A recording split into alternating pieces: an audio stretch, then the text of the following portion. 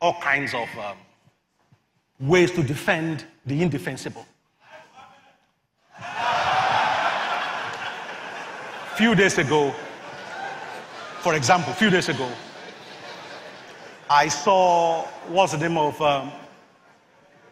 my learned colleague? Is it Festus Keyamo?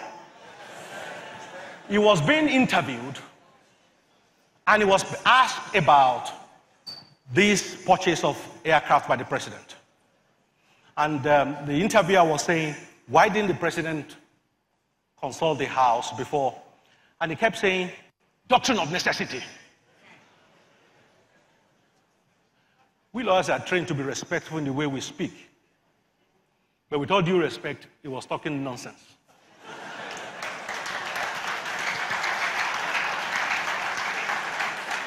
The Americans agreed to sell the jet in August last year.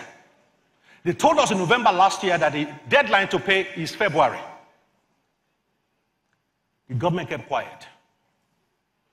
They had months, weeks to at least, then they paid in February, and then the government waited another 2 months after they've paid to now notify the House. And you are saying doctrine of necessity. What's necessity there?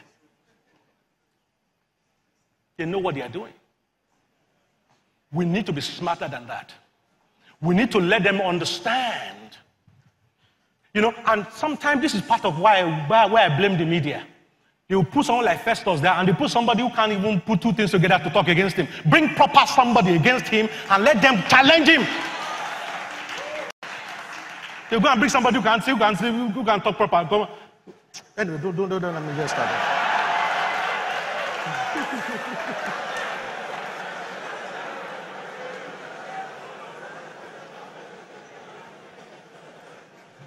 Become expert at constructive criticism. I mentioned that.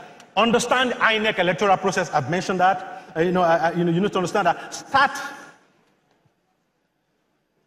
You can start your own election monitoring group.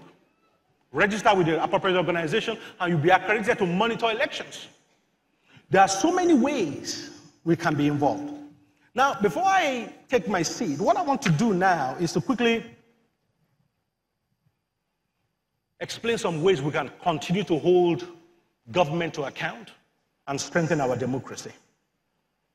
I explained it before that you can start by having shadow cabinets in the opposition parties rather than somebody becoming jack of all trades. You know, you said Lai Mohammed. You see, the problem Lai Mohammed had was the fact that if it's petroleum, he's the one that speaks for them.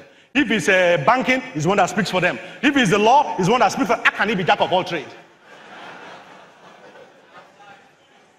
What opposition need to have is people who speaks on different subjects, who can drill into it. So we need proper opposition.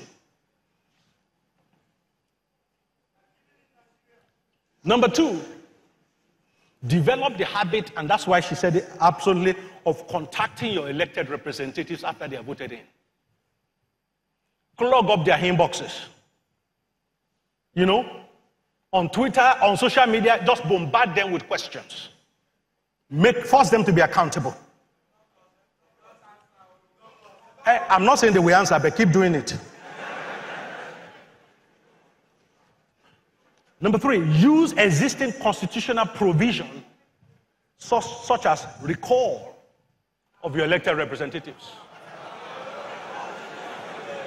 Okay, wait. I know where you are going. You are talking of Dino. Wait.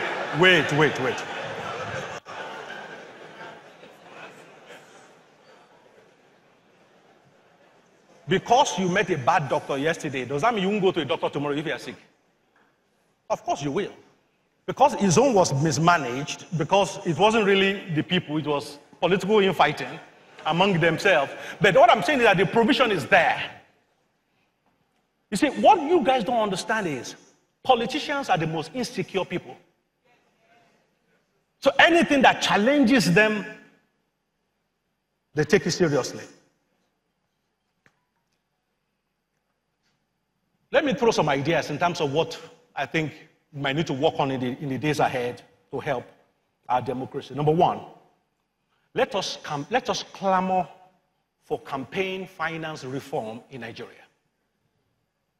we need to bring in laws that limit how much is spent on electioneering in Nigeria. That will help to create level playing field and make our democracy not only for those who are rich. They steal money to perpetuate themselves.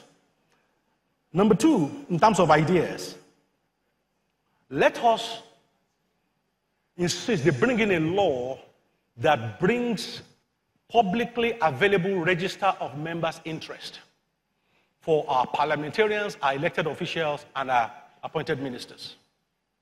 If you are promoting a law in a particular field, we need to know whether your family have 5 businesses in that field. So that you are not doing it for the people, there is a potential conflict of interest there. So we don't know these things. If a lawmaker stands up and says, I want to propose this law, do you know whether he has a company in that sector? You don't. So these things need to be more transparent. I've explained about boycotting businesses that are not helping our democracy, independent candidacy. Lastly, I want us to consider the idea of creating an independent agency called Manifesto Monitoring Agency, whereby every quarter they bring out a report that says, okay, this party, this promise XYZ, according to our meter, they've done 0%. It's more credible coming from such an organization than from political opponents. So we need to know, they need to know they'll be held account for what they are doing. So you can be involved, you will be involved, you must be involved. I want you to say this after me. I can, I will, I must. Let's say that again. I can, I will, I must. We have to do what we can so that God can do what we can't do. And then together, as Nigerians standing proud, we can say in the words of the Pentecostal favorite songs that say, we have a vision for this nation. We share a dream for this land. We walk with angels in celebration. By faith, we speak revival to this land. That every knee shall bow and worship him, and every tongue confess that he is Lord. Grant us an open heaven.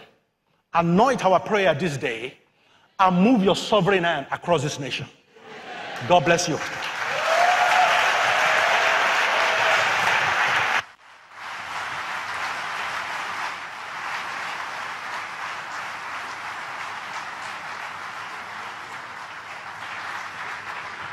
Another round of applause, please. Thank you so much, Dr. Charles Omole.